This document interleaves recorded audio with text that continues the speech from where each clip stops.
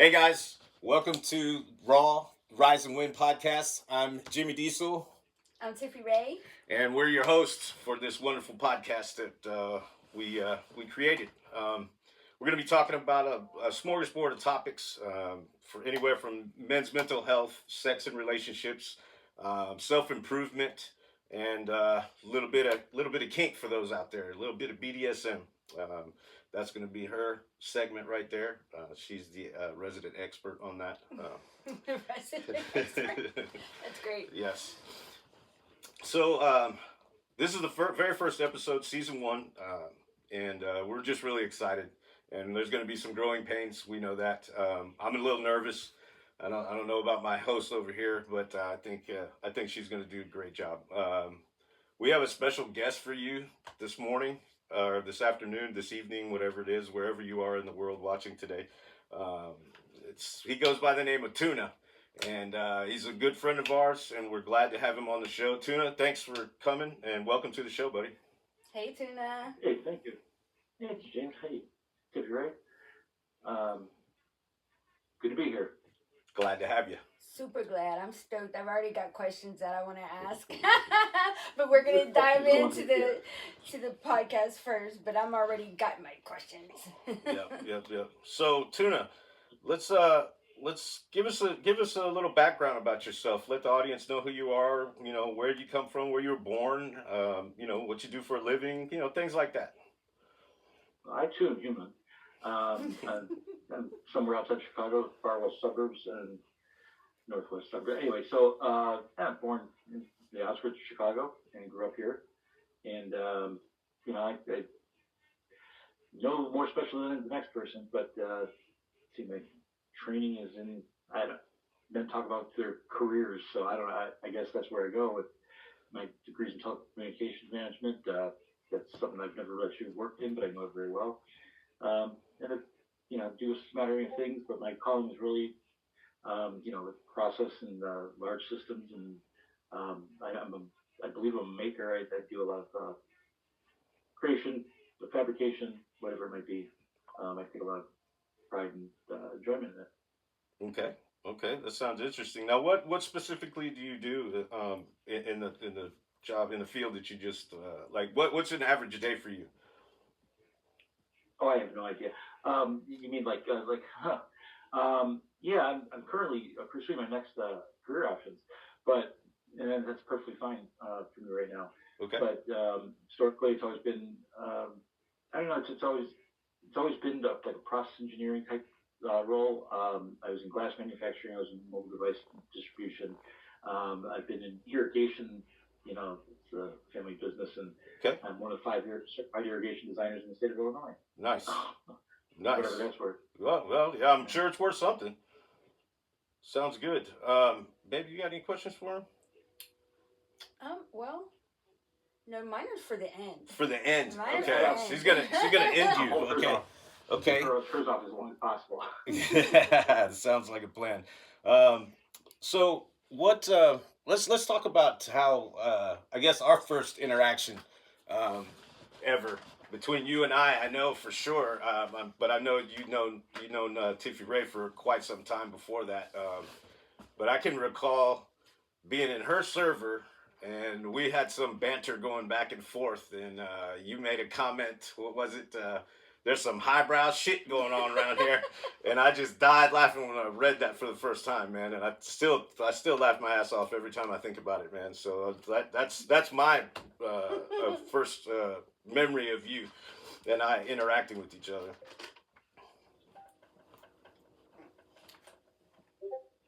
Was there a response? No, there wasn't supposed to be. There could have been, but it's okay though. So we're gonna edit that part out, that long awkward silence. No way. Yeah, we'd be good with that. That's no problem. Or elongated. Elongated. Okay, elongated. That works too. That's the better word. Yes, I like that. I'm trying to get my place here. So what? I just wanted to sit down with you and get to know you a little bit more. Because I'm not privy to all the information she is, and I don't expect you to give it all out either. So whatever you're comfortable with sharing, man, please do so. Um, I don't know. I don't know what else to really say. I mean, you've said. So you grew up in Chicago. You know, it's really interesting because I don't find anything all that special about the fact that I'm sitting here on a podcast of your creation is what is fascinating to me, and I'm very thankful for the opportunity. But I have all kinds of questions about why you guys are doing a podcast and what motivated you, what inspired you to want to reach out to people and get the message Is out. is he flipping the What is your script message? on I us? think so. Is he trying to flip the script on us? I think That so. sounds like tuna I know. Okay. Well, if you would like to do that, then yeah, sure. Why not? We can do that. The reason why we started the podcast, well, my brother and I had been talking about something like this for quite some time. Throwing little things around, trying to decide what the format was going to be, how we were going to run it, if there was going to be a 5-person panel, or if it was just going to be us two and a special guest every time we did it. And we really never nailed anything down in stone. I mean, we had our vision, but we didn't have the right direction to go what we needed to do. So the whole purpose was at that time when we started talking about it, nobody was talking about men's mental health. Nobody gave a shit about it. It was too taboo to talk about because we're men and we're not supposed to talk about our feelings or express ourselves in an emotional way that is going to make us appear weak, which is complete opposite of what you should think. It's It was something, we're all born and raised. I mean, even some of the girls that are raised by their fathers to be, tom girls or tomboys or whatnot. It's you don't show emotion, you don't cry, you suck it up, and you do whatever you have to do to get through it. Right? That's it. Don't let anybody know that you're hurting, sad, whatever. Right?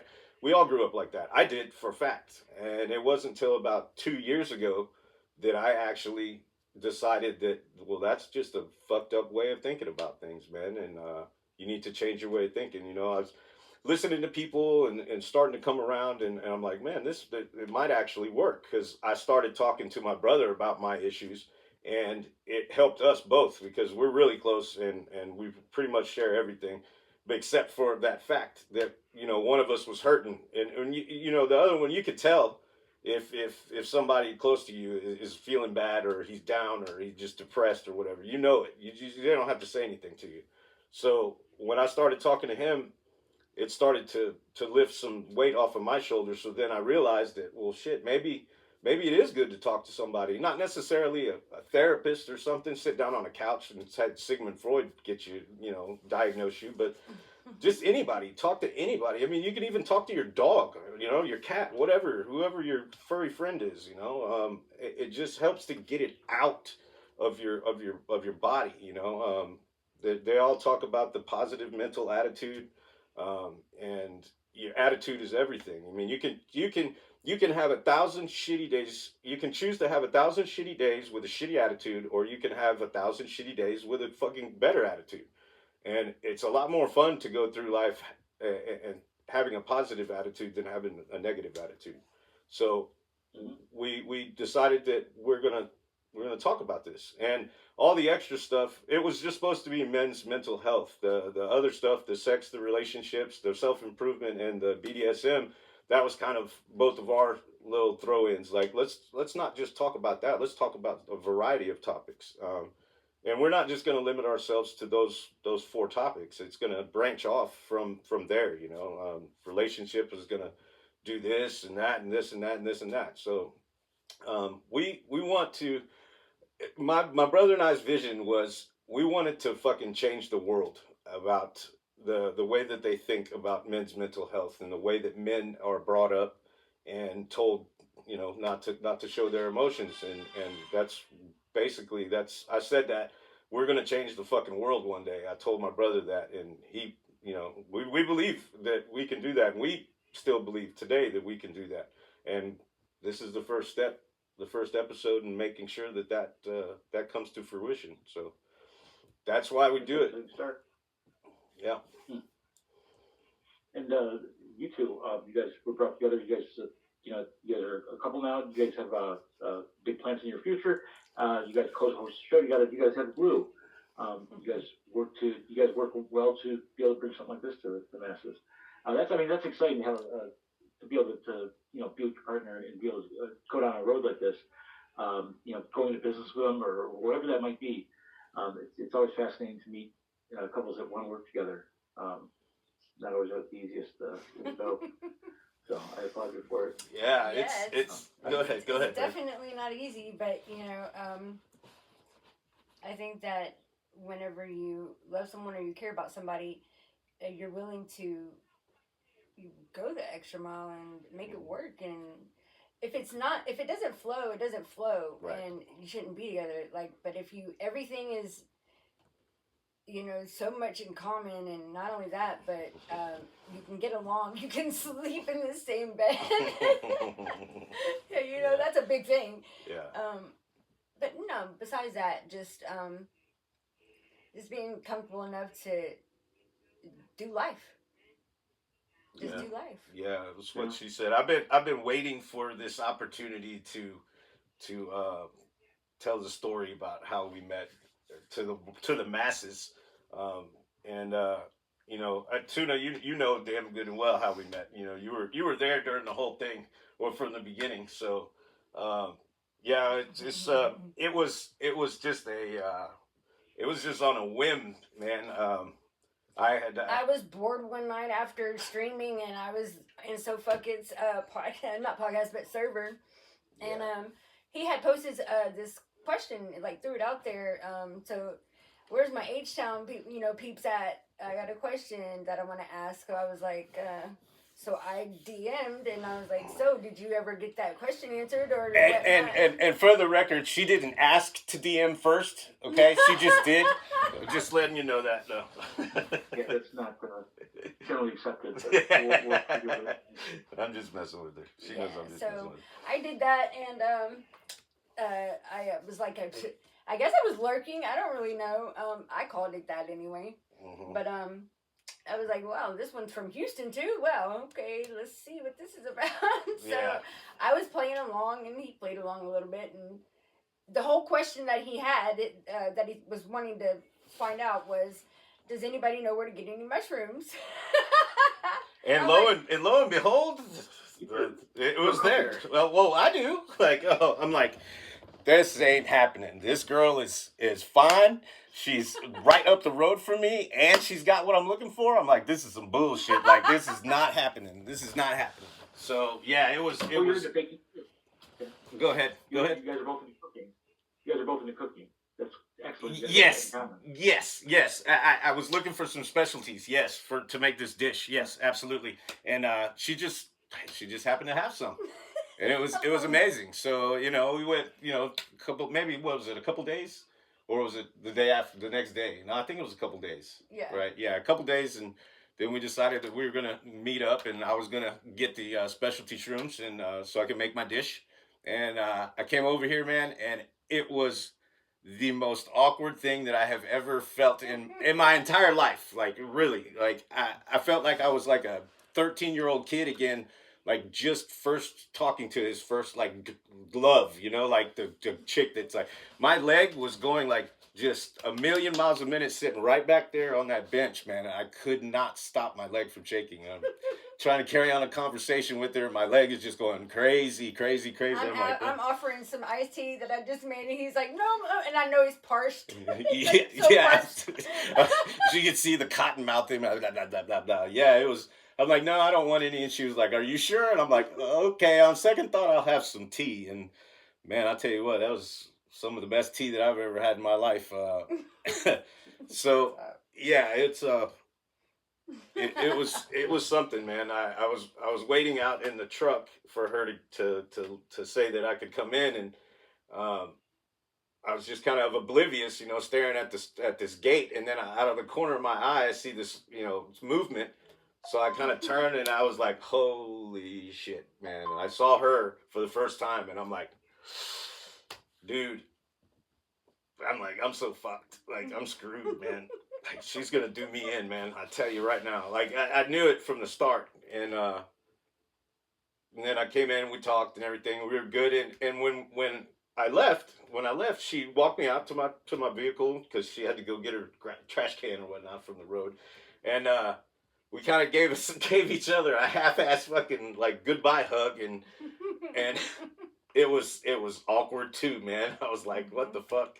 Because we both kind of had the same thought pattern. Like, should I just go ahead and give him kisses or what? And like, yeah, we were kind of both like did the nosedive, like, you know, like, I don't think so. Like, okay, be a gentleman, but yeah. And then we got to talking just about every single night, and Pretty much. VCing on Discord and talking to each other and getting to know each other well, and just now we're here. We're here, and I'm loving it. And she says she loves it. So I love it. yeah, of course you do. I do too. That's great. It's always good to hear a story that's working out. Yeah. Yep.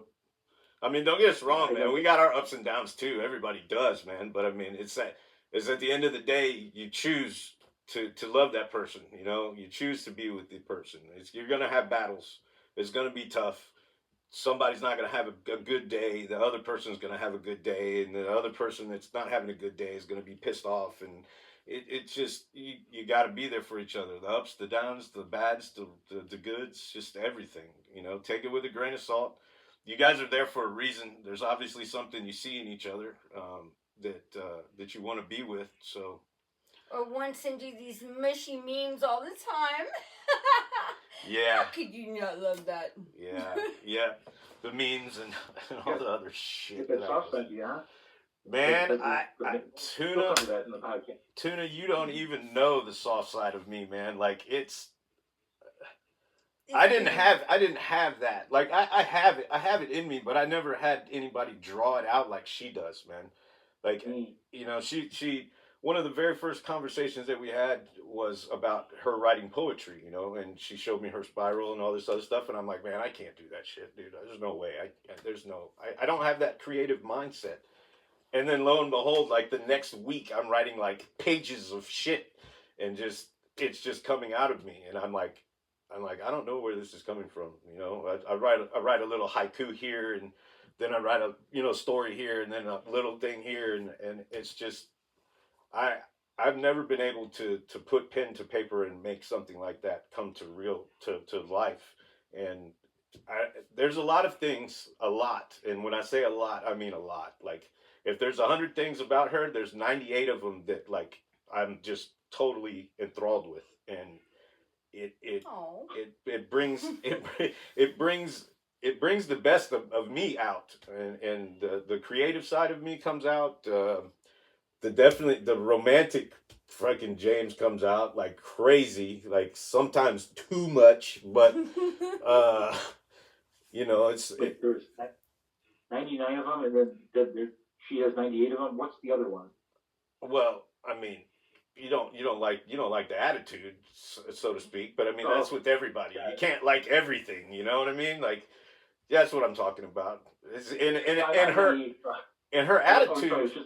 Yeah, that was actually a thing. Yeah, no, well, I'm just saying, if there was 100, it would be pretty close to perfect for me, because she's for me, in my eyes, in my life, what I need, she's absolutely perfect for me. She couldn't be. I could not have made anyone better than her. If I made her in a lab, I couldn't do it. Well, that's some ego you got with making people. No, I'm kidding. No, we just got done watching Weird Science, you know, Kelly LeBrock, you know, things like that. That's why I make that reference. Okay. Yep, no, but well, and it's great because when you have interactions, no one conversation should be able to doom a relationship. No, if you're really truly committed to each other, any given interaction, as much disagreement as there might be, should not be able to be the end of it. You guys, to be able to work it through it, to know that there's life after whatever that argument is or whatever disagreement. We've already proven that to ourselves. That's a fact. Oh yeah. Yeah. Oh yeah. Yeah. Definite fact on that one. So yes, there's just because you argue, just because you fight, just because you're mad and pissed off and want to choke the ever living shit out of the other person, it doesn't matter. The next day, the next minute, the next fucking hour or whatever, it could all go away. You just gotta want it to go away. You gotta want to work through it, work it out, and come to some common ground. And you need Yeah. to be you have a clear, concise understanding about what you want, about what she wants, and come together. And if you can do that, if you can talk, if you can communicate, then you're gonna make it. If you don't talk, if you don't communicate with each other, you're not gonna fucking make it, man. That's a Yeah. definite fact. Yeah. Most definite fact. Yeah, Communication is Tiffany, you can jump. super key. Huh? Yeah. What'd you say? No, I was gonna say with these questions that I had, just feel free to jump in anytime. I know you're. But I wanted to ask Jimmy what was your background prior to getting to here, like Oh, right shit. before this. Um, okay, where to start? Okay, so I grew up, born and raised in Houston, Texas, on the west side, in West Chase area. I went to a private Catholic school from kindergarten to eighth grade. Then I graduated and went to St. Thomas High School, which is an all Catholic boys preparatory school in Houston. My father, both my uncles went there as well, so I was like fourth generation. Um, and I went there till my junior, about my junior year, about one semester into my junior year, and I started to have some difficulties with some of the teachers and whatnot, and one of the football coaches. So my dad decided that we were going to go down to Marine Military Academy down in Harlingen, Texas. It's the nation's only Marine Corps based military academy where the kids actually stay there in the barracks, and they do everything that the Marine Corps would do, except we would go to school during the day, and then all the other stuff, passing reviews, marching, PT, all that shit. So then I graduated from there, and had a scholarship to go play football at the University of Mississippi, which ended up getting screwed because I screwed up my knee and the second day of practice. That's when Tuberville was the coach out there, and he's like, "You're white, you're small, but you're fast, but we don't need you because your knee's fucked up and you're not going to be here." So um, I went to two classes at Ole Miss, and then the Kappa Sigs got a hold of me, and I got drunk like all semester, and then I had to go home because I ran out of money. Um, so I worked for my uncle at his Jake's Philly Steaks in Houston, Texas. Love that place. It's not there anymore. Well, it's there, but they took it over and they just demolished it. It's crazy. So I worked there for about a month or so, and then I said, "Man, I'm not going anywhere. I need to go do something with my life." And I went down to my dad's office downtown and told him that I was going to join the Marine Corps, and ended up joining the Marine Corps and going to boot camp in '96, and I got out in '07. Um, and then went into the oil field. Went offshore doing some dive vessel work, and then went to some rigs, and then got up to North Dakota, being a rig clerk up there, doing the logistics and the reports and all that shit up there, and then started my own pressure washing company after I got laid off by Obama, and I had that for about, what is it, 6 years or so. Yeah, about. Well, I still have it, but I just don't. It's not active. So that's what I did, pressure washing for a good solid 5 years, and then now I'm here basically. Well, you went to welding school. Yeah, I did. I did go to welding school, and I didn't end up getting a job out of welding school because we were going to be moving from our current residence up to East Texas somewhere, and I figured it was going to be within a month or two. And what's the point in getting a job, a solid job out there if you're just going to leave in a couple months? It just looks bad on you. So I didn't get it. So here we are, about a year and a half, almost 2 years later, after I've graduated from welding school, and still haven't moved. So and I'm actually thankful that I haven't moved, because if I did move within those first 2 months that I thought I was going to move, I damn sure wouldn't have met her. So it was there for a reason. So and now I'm here. That's pretty much my background. Interesting. And when you were saying you were in the barracks in school, younger on, there was a whole thing with a voluntary effort. There was like a disciplinary thing that you Yeah, no. were there. Yeah, yes. For me, it was. It was. It's funny that you mentioned that too, because there was quite a few kids there that were put there for a reason, right? They were bad influences on their peers or whatnot, or they were bad in school or something like that. Yes, it was completely voluntary for me. I went down there because I knew that I was going to go the Marine Corps route at some point in my life, because I was just raised that way. My grandfather was in the Marine Corps. My uncle was in the Marine Corps. It's just it's like just bred into the family. Um, but I have about a dozen of my friends that I went to high school with that I've known forever that ended up coming there to a Marine Military Academy as well. So it was like a mini Houston party at in Harlingen with all the guys that I used to drink beer with in the backyards of people's houses during the weekends and stuff. So I had Jordan and Brandon and Alex. Alex lived up in Conroe up there, and that's where Tiffany's from, and it's just the circle of things like is far reaching, and that's one of the things that we were going to make that list of shit. And Like when I said, "Oh, I grew up in April Sound," and you yeah, were like, I "No shit." yeah, I used to babysit for this couple. It had a boy and a girl that I would babysit and on the weekends because their parents like to go out and have parties and have friends, and all this other shit. So I got to stick with the kids, and it was always at April Sound. And I got taken to Colorado for Christmas vacation and all that stuff. But she tells me that she used to live up there, and I'm like, you got to be kidding me! Like I used to spend like damn near every weekend up there on the lake, and it's just she lived there. I just went and looked at a house in Chirino where she's actually from originally, so that was kind of weird too. And there's a lot of things that we can tell you about that's that some people say they're coincidences, but I don't believe in coincidences. I think it's the universe talking to you, telling you that you're in the right spot, you're where you're supposed to be. So Yeah. Do you have any consider yourself a spiritual person? Do you have any you brought up in the church, or just like yes, I do. I was brought up, raised strict Roman Catholic right out the gate. Like Saint Cecilia is a Roman Catholic school, private school. So from kindergarten to eighth grade, and then leading into St. Thomas as well. St. Thomas is a Catholic Basilian Fathers um, school, and yeah, I mean, I went to church either twice a weekend or once a weekend. So it was either at 5:30 on Saturday afternoon, or it was 9 o'clock in the morning on Sunday.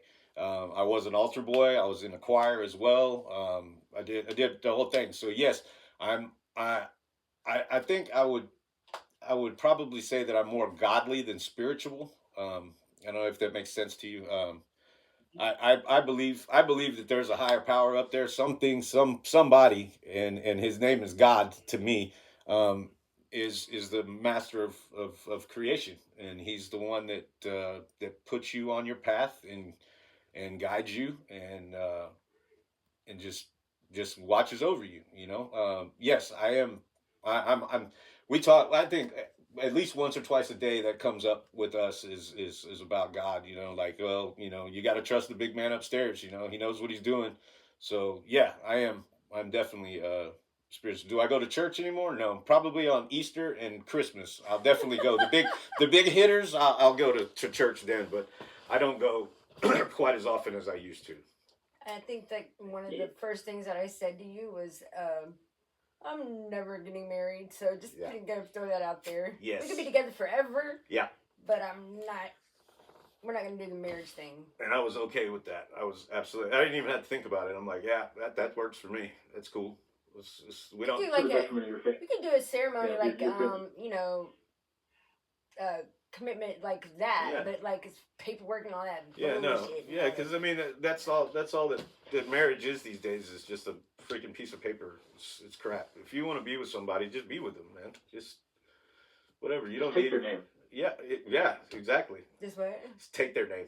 There you go. That's it. Yeah. So yeah, that is definitely shit, man. I don't think you waited at all to tell me that. Like that was one of the first things she said. She's like, "Yeah, I'm not getting married," and I'm like, "Okay." So, Wow. what does that You mean? just hit it off the first time. Yeah. So I mean, it was comforting, but at the same time, I mean, there wasn't any pressure really. Like when we started to see each other, it was chill. It was relaxed. It was a good time. Still is a good time. Yes. Anything you want to say about him or yourself? Life is right.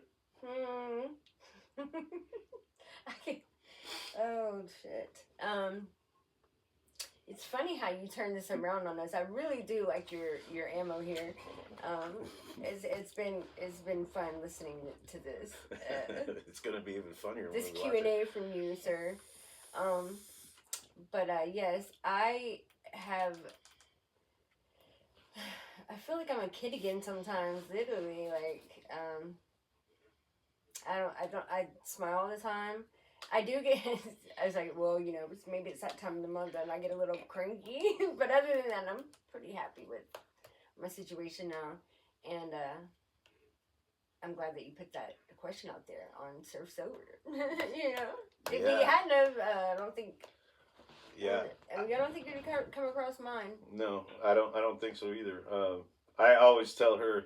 She always thanks me for putting the question out there, and I always tell her, I'm like, you're the one that found us. Like, you're the one responsible for this whole thing. Because if you weren't lurking like you said you were, and you didn't just put it out there, like, oh, let me just go ahead and DM this guy real quick, and see what he wants.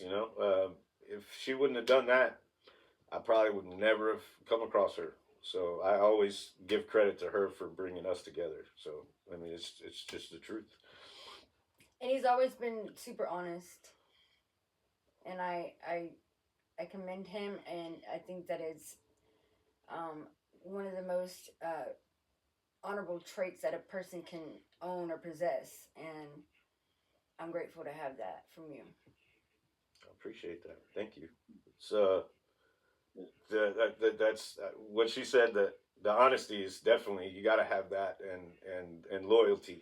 If you got both of those, you're good.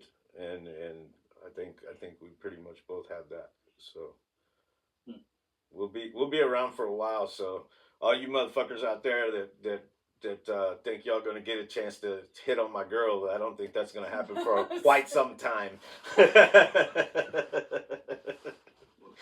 Y'all can go ahead and try. I don't care. I mean, go ahead. He knows that I run a BDSM server, so I mean. Yes. Yeah. Yeah. Who's doing the hitting here, right? This motherfucker. Well, okay, now I know everything I need to know. You guys have a question for me? That's the end of the show. Yes, you got it now. That's all you. No. I'm gonna let my co-host here go ahead and wrap the show up. Well, I'm just gonna put it out there. The whole flip around was very cool, and I really like that, how you done that switcheroo. I'm gonna call it the switcheroo tuna. The switcheroo. Yes. No, but like, I remember when I was listening to you one night, and how sincere you were about a specific situation that you were encountering and happened to deal with, and the way that you worded your words and carried yourself during and processing still what had just gone on, still kind of frantic, but you were poised and you maintained yourself in a way that was, not necessarily that others can't do, but I haven't come across. And you could even be apologetic through your anger, and I thought that was very cool. There's things about you that have intrigued me since knowing you, and there's things that you've helped me through and not even know it because I've never told you this, but I did the other night whenever I mentioned how you were kind of like, are you like the queen of time or something? Like, you just make everybody wait around and, you just do this, you just do that. And I'm like, oh, God. So it made me look within myself, and it made me want to change some things. And I worked on it a little bit. So, there's really not too much of a question that I want to ask you. I just want to know that you're doing what your heart is wanting to do, and like, I know these podcasts are like a thing for you, and even if it's for your downtime or just your chill time or whatever, it's fun for you, and I love it. And that's one of the things, like, before like we even knew that we were going to do a server together or a podcast together. I was telling him, you know, need to make that right with Tuna because that was really something that, you know, needed to be done. Yes. And no one was doing it. And I felt like if I told him, you know, then maybe he could talk through it with you and maybe later on bring you on, even if he was still with the other podcast. It wasn't necessarily for me or for anything like that. I really was sincere about what I listened to you tell me and express to me. And I thought that needed to be brought to attention, you know, because you made some very valid points and it just needed to be, you know, said. Yeah, so. and I it's just if I could step in just for a second, and I'll let her finish. But when she told me about that, I had the same thoughts, man. I knew I needed to reach out to you, and I knew that I needed to bring it to your attention that I did understand what was going on, and I understood your stance on it. And once she told me that, I was like, okay, that's my confirmation that I need to go and talk to him about this. And I want to thank you for bringing it to my attention because I got back in with you. We came to an understanding and whatnot, and I'm just hella happy to have you as a buddy of mine, man. That's all. So I thank you. I find this fascinating. That I have no affinity to podcasts. It just happened to be in the last one that happened to go awry. The subject matter was something I had something to contribute to. Otherwise, I very much prefer as a life thing. I prefer working in the background. I like working for a good leader, somebody that. I knew it. I knew it. And I very much enjoy being in the background. I have no special skills or anything that I bring to this. Neither do we. Who I am. And, Shit. you know, I knew it. I just had a feeling. It was helpful. It's great. It's good shit. Okay, well that's good. I'm glad you mentioned something about that, man. Because that's along the lines of what we're going to talk to you about offline here. You want to finish? I interrupted. So do you want to finish with letting him know?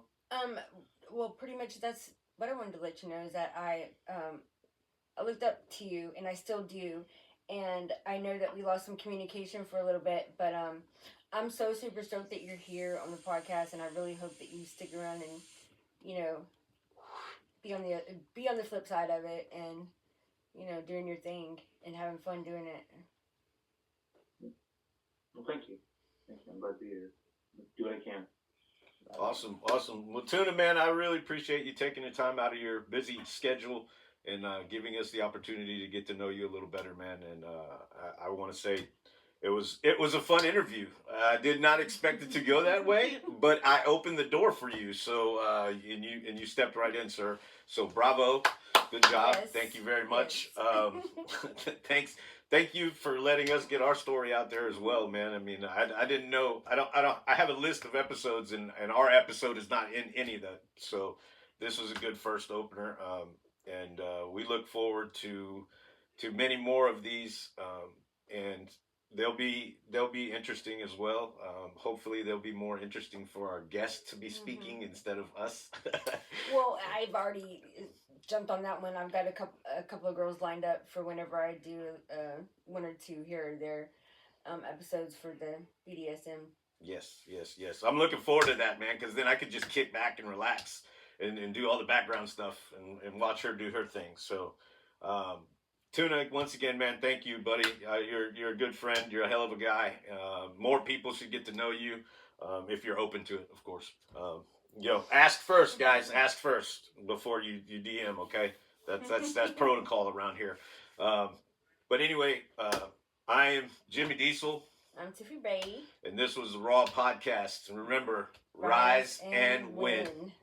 Thanks, guys. We'll see you later.